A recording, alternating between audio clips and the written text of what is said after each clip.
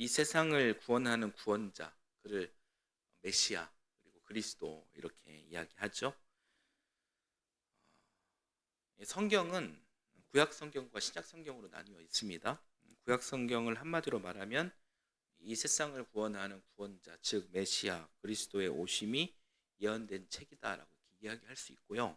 그리고 신약 성경을 한마디로 말한다면 이 세상을 구원하는 구원자 그리스도의 오심이 성취된 책이다 이렇게 이야기할 수 있는 것입니다. 한번 따라서 해보실까요? 구약은 예언, 신약은 성취. 예, 그렇습니다. 메시아 그리스도는 누구시죠? 바로 예수님이십니다. 예수 그리스도의 오심에 대해서 구약 성경 예언자들은 여러 차례 예언했습니다.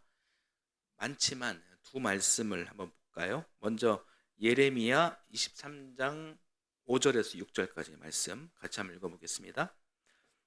내가 다윗에게서 의로운 가지가 하나 돋아나게 할 그날이 오고 있다. 나 주의 말이다. 그는 왕이 되어 슬기롭게 통치하면서 세상의 공평과 정의를 실현할 것이다. 그 때가 오면 유다가 구원을 받을 것이며 이스라엘이 안전한 거처가 될 것이다. 사람들이 그 이름을 주님은 우리의 구원이시다 라고 부를 것이다. 자, 이사야서 7장 14절 말씀도 한번 봐볼게요. 읽겠습니다. 그러므로 주님께서 친히 다윗 왕실에 한 징조를 주실 것입니다. 보십시오. 처녀가 잉태하여 아들을 낳을 것이며 그가 그의 이름을 임마누엘이라고 할 것입니다. 예레미야, 이사야를 비롯해서 다니엘, 미가, 학개, 스가랴, 아모스 등 수많은 예언자들의 메시아 오심에 대한 예언은 예수님께서 태어나시기 수백 년 전부터 있었습니다.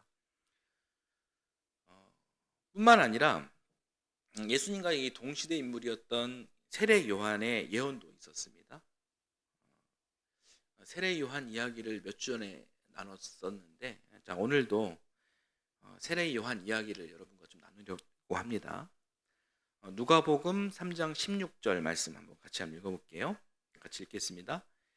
그래서 요한은 모든 사람에게 대답하였다. 나는 여러분에게 물로 세례를 주지만 나보다 더 능력 있는 분이 오실 터인데 나는 그의 신발끈을 풀어드릴 자격도 없어. 그는 여러분에게 성령과 불로 세례를 주실 것이요. 네. 자, 이렇게 이제 신약 성경에서 세례 요한도 예수 그리스도의 오심에 대해서 예언을 합니다. 오늘 우리는 대림절 셋째 주일을 맞이합니다. 우리가 세 번째 초를 켰습니다. 그렇다면 이 구약의 예언자들과 신약의 예언자 세례 요한의 바통을 이어서 우리도 2023년을 사는 우리도 오실 주님을 위해 우리가 준비를 해야 하는 것입니다. 어떻게 준비해야 할까요? 자, 오늘은 이 대림절을 보내는 우리의 자세에 대해서 함께 말씀을 나눠 보겠습니다. 제가 이 시간에 그 유대인 전통의 한 가정을 여러분께 소개하겠습니다. 이 가정은 미리 예고한 대로 요한의 가정입니다. 요한의 아버지 이름은 사가랴, 그리고 이 사람의 직업은 제사장입니다. 어머니의 이름은 엘리사벳입니다. 자, 사가랴와 엘리사벳이 귀한 아들을 복덩이를 낳았어요. 그러니까 아들을 낳으면 유대 전통에 따르면요 8일 안에 할례를 행합니다. 그리고 이 할례를 행한 다음에 바로 이름이 주어져요. 당연히 이름은 이 가게의 전통에 따라서 그 아버지의 이름을 따서 사가랴 이렇게 이름을 정하게 됩니다. 그리고 직업은 특별한 일이 아닌 이상 아버지의 뒤를 이어가지고 제사장이 되는 거예요. 그런데 이상한 일이 벌어졌어요. 할례를 받으러 갔는데 멀쩡했던 아버지의 사가랴가 갑자기 벙어리가 됐습니다. 그래서 어머니 엘리사벳이 많은 사람들 앞에서 어쩔 수 없이 대신 그 아기의 이름을 선포합니다. 뭐라고 선포했을까요? 우리 아들 이름은 사가랴입니다. 이렇게 전통적인 통념상 얘기를 해야 맞는데 우리 아들의 이름은 요한입니다. 이렇게 이야기를 한 것이죠. 충격적인 그런 상황이었어요. 전통을 중시하는 이 보수적 유대인들의 입장에서 보자면 이것은 이 가계의 전통을 완전히 무시한 거거든요. 이 사건은 절대 용납할 수 없는 그런 참으로 황당한 일이었습니다. 그래서 이 사람들이요, 이 벙어리가 된 아버지 사가랴에게 다가가서 이렇게 얘기하는 거예요. 이 현실을 믿을 수 없소. 아버지인 당신이 말을 못한다면 당신 아들의 이름을 써보시오. 이랬더니 이 사가랴가 종이에다가 뭐라고 이름을 쓰냐? 요한이라고 이름을 씁니다. 여기까지 이야기가 오늘 본문 전 이야기예요. 전 내용이에요. 그리고 이제 오늘 본문으로 이어지는 것입니다. 요한의 아버지 사가랴가 찬양을 합니다. 그러니까 아들 이름을 요한이라고 지어놓고 주 이스라엘의 하나님은 찬양 받으시기에 합당한 분입니다. 하나님이여 찬양 받으소서. 이 찬양, 아까 우리 주일학교 예배 속에서도 우리 그 마리아와 그리고 엘리사벳의 그런 고백이 있었죠. 예. 그 찬양, 그 고백이 오늘 말씀의 제목 베네딕투스, 라틴어 베네딕투스라고 하는 거예요. 그러니까 이 이야기가 이제 곡으로 쓰여지고 시로 쓰여지고 또 고백으로 쓰여져서 초대교회 때부터 오늘날까지 그 불리어진 찬송이 된 겁니다. 우리가 아까 전에 불렀던 찬양하라 높으신 권세를 찬양 찬양 찬양 영원히 드리세. 아까 우리가 이 찬양 불렀죠. 이 찬양도 사가랴의 노래 베네딕투스에 기원한 그런 찬양인 것입니다. 다윗 가문을 통해서 메시아가 올 것입니다. 그 주님을 찬양합니다. 그러니까 이 내용이에요.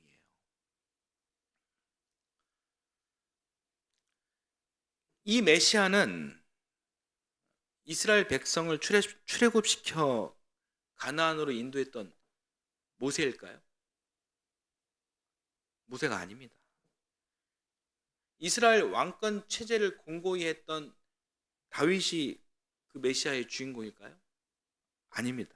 화려하고 웅장한 성전을 건축한 솔로몬이 메시아의 주인공일까요? 아닙니다. 유대인들은 모세와 다윗과 솔로몬을 메시아로 인정하고 있었어요.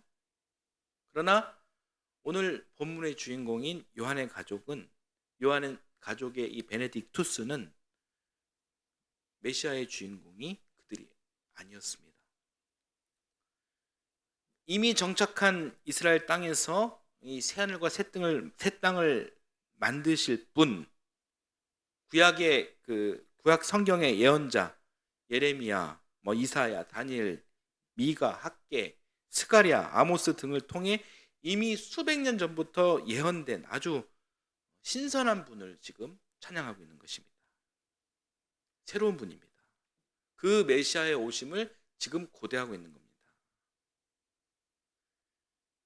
이 사가랴의 긴 찬양을 한번 짧게 각색을 해봤습니다.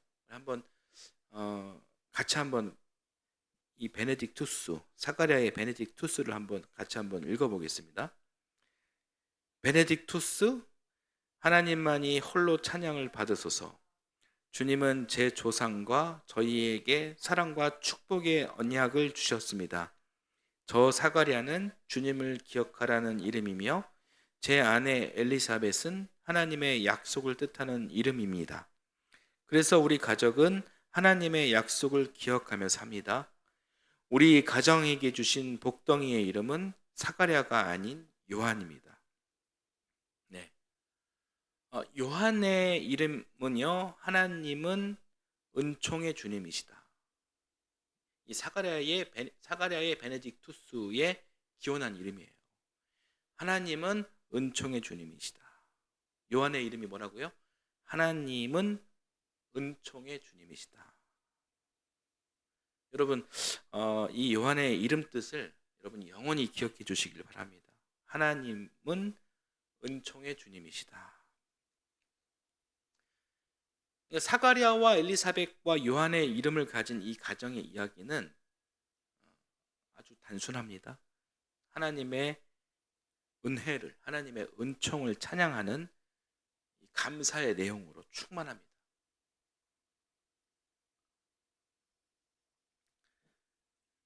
자, 그렇다면 오늘 이 이야기가, 이 요한 가정의 그 이야기가 오늘 우리와는 어떤 관계가 있을까요? 자, 오늘 본문 1장 73절에서 75절까지 한 말씀을 같이 한번 읽어보겠습니다. 읽겠습니다.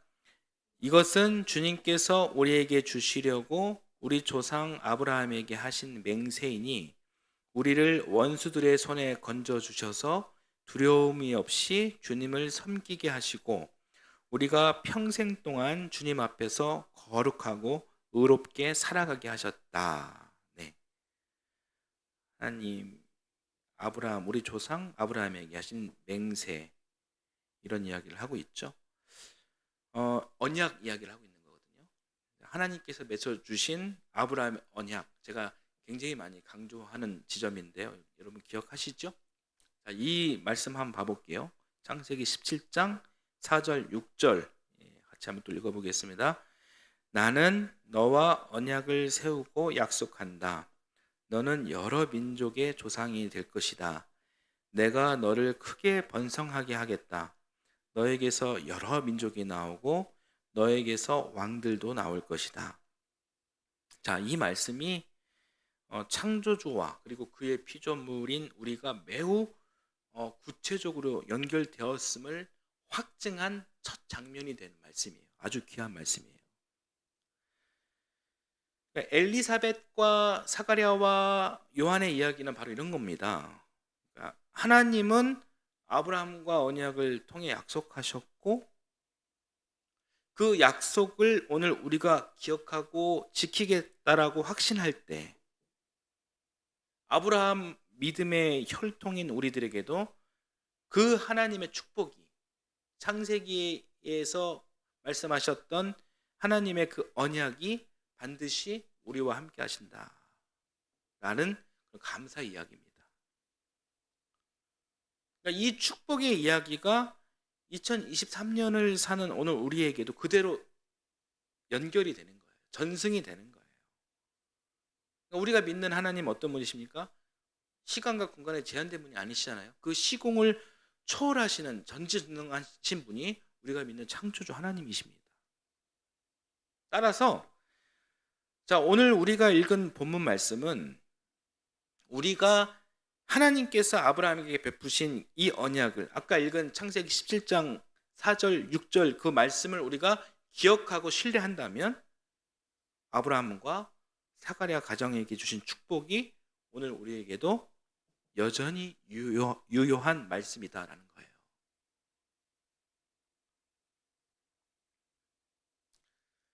자, 무엇으로 그러면 이 언약, 이 축복이 연결될 수 있을까요? 자, 그 내용도 한번 보겠습니다. 67절 말씀을 함께 보겠습니다. 같이 읽겠습니다. 요한의 아버지 사가랴가 성령으로 충만하여 이렇게 예언하였다. 자, 어떻게 연결될 수 있느냐? 성령의 일하심이 하나님의 언약을 우리와 연결합니다. 성령은 아브라함과 사가랴 가정과 오늘 우리들을 연결하고 있는 거예요. 자, 그리고 한 가지 더 중요한 것이 있습니다. 이 성령의 역사하심, 성령의 일하심과 동시에 이 언약이 여러분 축복이에요. 이 축복을 우리가 성령을 통해서 받고자 한다면 자, 오늘 본문 75절 말씀을 기억하고 준행해야 한다는 거예요. 자, 75절을 또 한번 같이 읽겠습니다. 우리가 평생 동안 주님 앞에서 거룩하고 의롭게 살아가게 하셨다. 네. 자, 평생 동안 주님 앞에서 거룩하고 의롭게 살아야 한다는 겁니다. 자, 또 평생 거룩하고 의롭게 사는 삶이 어떤 것인지 그 다음 절에 또 이야기해 주고 있습니다. 76절 함께 볼게요. 아가야, 너는 더없이 높으신 분의 예언자라 불릴 것이니 주님보다 앞서 가서 그의 길을 예비하고. 네. 예, 이런 그 서사를 통해서 그 세례 요한이 예언자가 된 것입니다. 그러니까 요한은 하나님의 언약을 통해 축복을 받은 자로서 마땅히 장성해서 예언자의 사명을 행한 것입니다. 그리고 우리 역시도 아브라함과 요한과의 이 계보를 잇는 그런 사람들이잖아요. 따라서 우리도 그리스도인이라면, 이 계보를 잇는 사람이라면 마땅히 우리도 예언자의 사명을 감당해야 한다는 거예요. 혹시 뭐 부담되십니까? 너무 걱정하지 마십시오. 그러니까 예언자의 사명이란 이 복잡한 어떤 미션이 주어지는 것이 아닙니다. 그리고 이 예언자 사명에 대해서 77절에서 79절 말씀이 잘 설명해 주고 있습니다. 또 한번 말씀 좀 읽어볼까요? 77절부터 79절까지 같이 읽겠습니다. 죄 사함을 받아서 구원을 얻는 지식을 그의 백성에게 가르쳐 줄 것이다. 이것은 우리 하나님의 자비로운 심정에서 오는 것이다. 그는 해를 하늘 높이 뜨게 하셔서 어둠 속과 죽음의 그늘 아래에 앉아 있는 사람들에게 빛을 비추게 하시고 우리의 발을 평화의 길로 인도하실 것이다. 네, 77절 말씀 보면 죄 사함은 바로 이제 77절에서 죄 사함은 바로 회개를 이야기하는 거예요. 예수님을 나의 구주로 맞이하고 예수님을 통해 구원받은 자로서 마땅히 먼저 해야 할 것이 무엇이냐? 요한의 이야기는 회개라는 거예요. 따라서 한번 해보실까요? 회개. 예언자의 사명이란 무엇이냐? 회개하면 반드시 구원을 받습니다. 이렇게 자신 있게 외치는 것이 예언자의 사명인 거예요. 다시 한번 저를 좀 따라 하시겠어요? 회개하면 구원을 받습니다.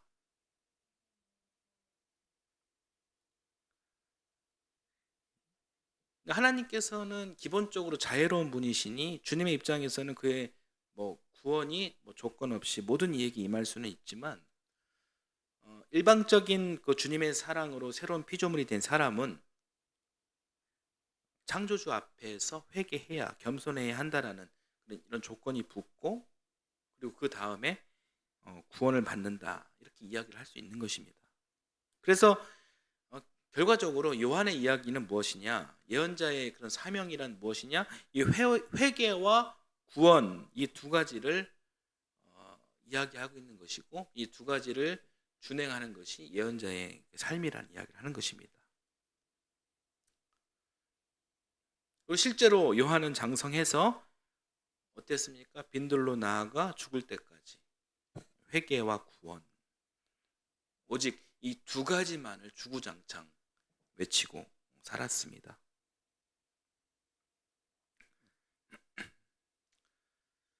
요한이 무엇을 회개하라는 것일까요? 죄입니다. 죄. 세례 요한의 회개 요청을 가장 직접적으로 받은 사람들은 유대인들입니다. 그런데 유대인들이 여러분 어떤 사람들입니까? 유대인들은 구약의 하나님을 가장 열성적으로 믿었던 사람들이에요.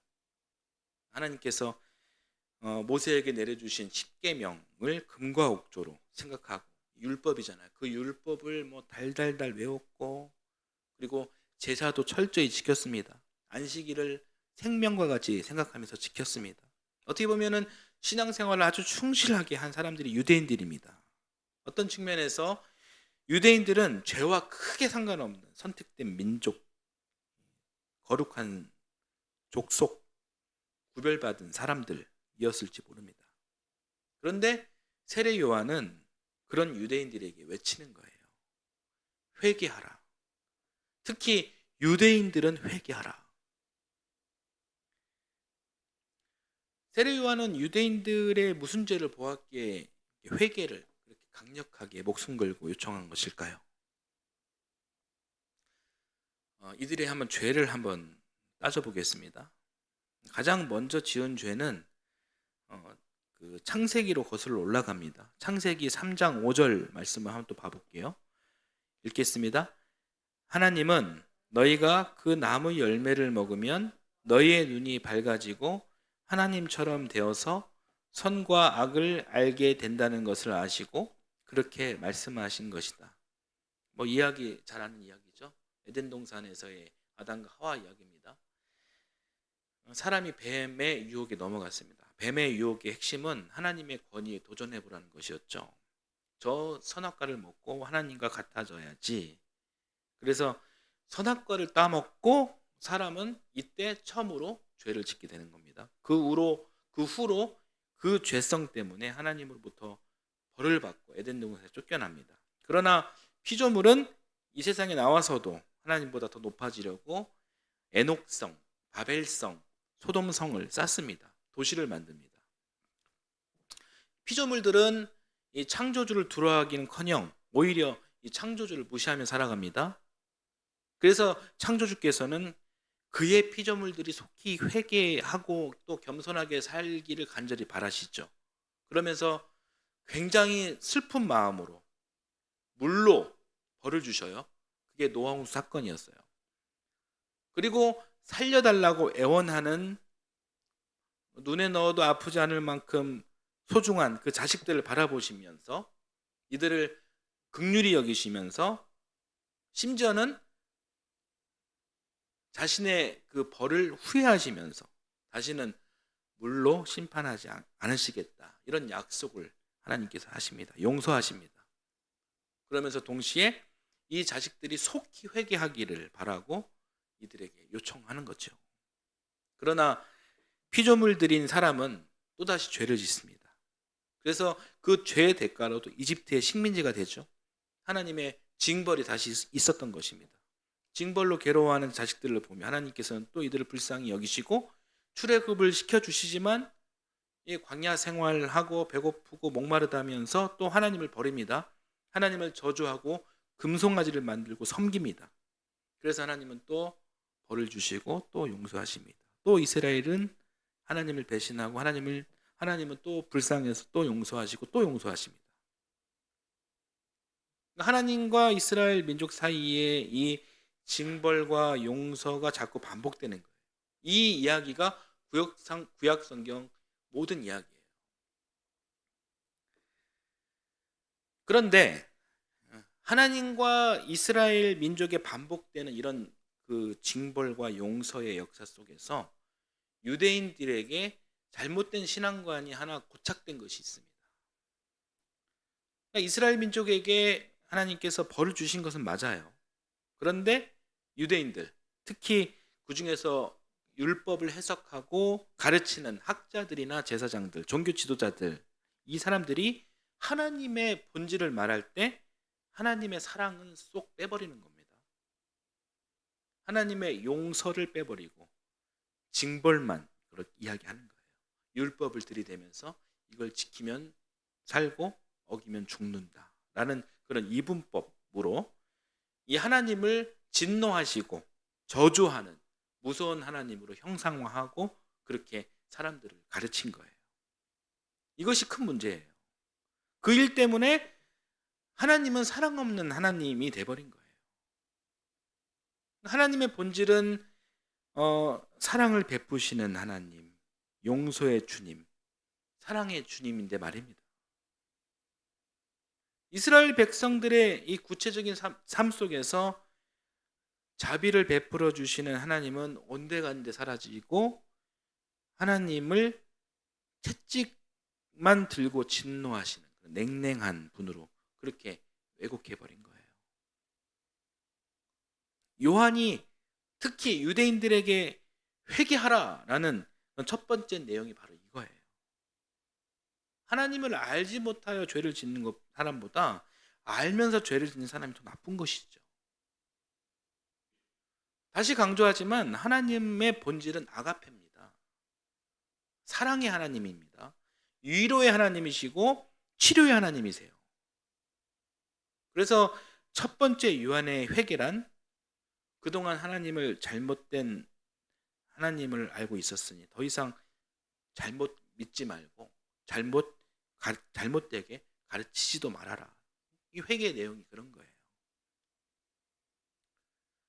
그러니까 요한의 이런 외침이 당연히 힘이 있었겠죠. 그래서 많은 유대인들이 이 요한의 열정 있는 이 외침에 감동을 받았어요. 그래서 이 사람들이 요한에게 찾아와서 묻는 거예요. 도대체 율법이 아니라면 어떻게 해야 하나님을 잘 믿는 겁니까? 이 질문에 대한 대답에 요한의 두 번째 회개의 뜻이 담겨져 있는 겁니다. 자, 세례 요한의 대답을 한번 볼게요. 누가복음 3장 10절에서 14절까지 말씀 같이 한번 읽어보겠습니다. 무리가 요한에게 물었다. 그러면 우리는 무엇을 해야 합니까? 요한이 그들에게 대답하였다. 속옷을 2벌 가진 사람은 없는 사람에게 나누어 주고 먹을 것을 가진 사람도 그렇게 하여라. 세리들도 세례를 받으러 와서 그에게 물었다. 선생님, 우리는 무엇을 해야 하겠습니까? 요한은 그들에게 대답하였다. 너희에게 정해준 것보다 더 받지 말아라. 또 군인들도 그에게 물었다. 그러면 우리들은 무엇을 해야 하겠습니까? 요한이 그들에게 대답하였다. 아무에게도 협박하여 억지로 빼앗거나 거짓 고소를 하여 빼앗거나 속여서 빼앗지 말고 너희의 봉급으로 만족하게 여겨라. 예. 세례 요한이 전하는 복은 바로 냉랭해진 하나님에 대한 이미지를 따뜻하게 회복하는 것이었습니다. 즉 아가페의 하나님, 사랑의 하나님, 자애로우신 하나님, 구원의 하나님을 선포하는 것이었어요. 나의 아픔과 슬픔과 고통을 함께 나누는 하나님, 나누는 우리 안에 하나님의 아가페가 있다. 하나님의 사랑이 있다.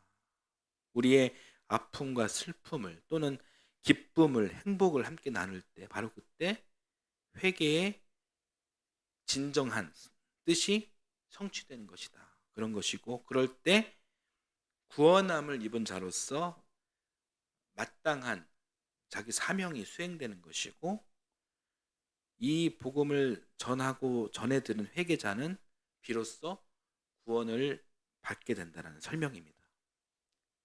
이것이 바로 요한의 베네딕투스입니다. 여러분의 베네딕투스는 무엇입니까? 우리가 대림절을 보내면서 우리가 세례 요한의 이렇게 바통을 이어받았음을 우리가 인정한다면 우리가 한번 생각해 봐야 하는 것이죠. 나의 베네딕투스는 무엇이지?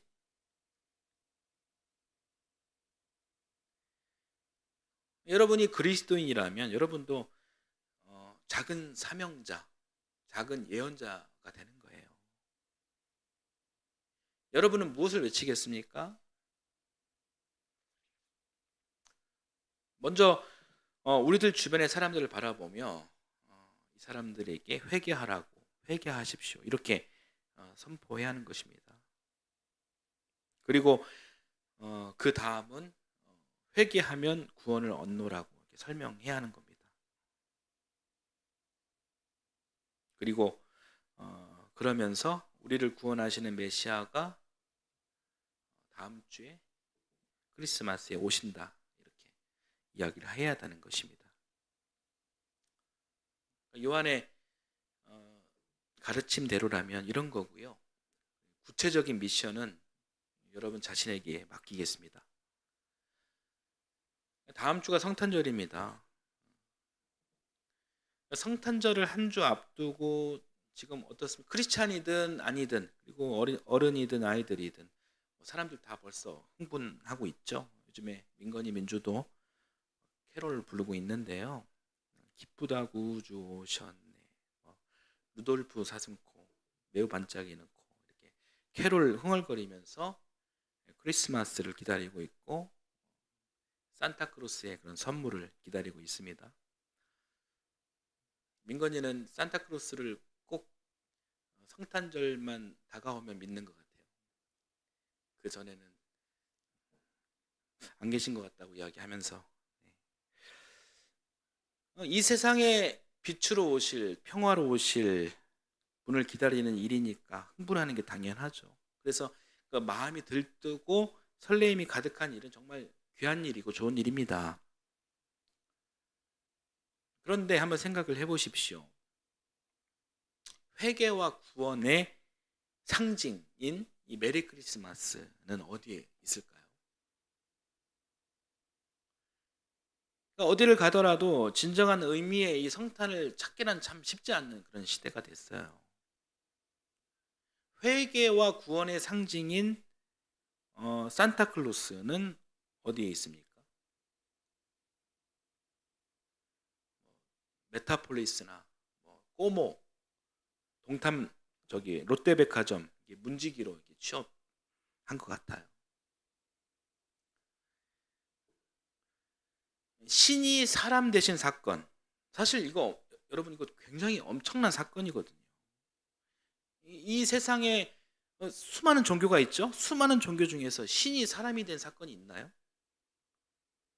모든 신들이 사람 위에 군림하면 했지 피조물에게 핍박받은 피조물로부터 십자가에 못 박힌 신이 있나요? 없어요. 창조주께서 피조물을 사랑하시되 끝까지 사랑하셨다. 이 요한복음 13장 1절 말씀이거든요. 이 일을 수행하시려고 이 위대한 성탄이 있는 거예요. 기독교의 성탄이 있는 거예요. 그런 의미에서 이 성탄은 정말 여러분 엄청난 사건입니다. 신이 육화되신 말씀은 도대체 우리가 사는 이 땅에서 어디에 있냐는 거예요. 그러니까 진정한 메리 크리스마스가 많이 퇴색되었습니다. 우리가 이 사실을 우리가 인정하고 직시해야 한다는 거예요. 성탄절을 한 주 앞둔 이 시점에 우리가 이런 생각을 한번 진지하게 해봤으면 좋겠습니다. 그리고 오늘부터라도 우리가 작은 예언자, 작은 사명자가 되어야겠습니다. 우리가 진정한 베네딕투스를 열심히 선포해야겠습니다.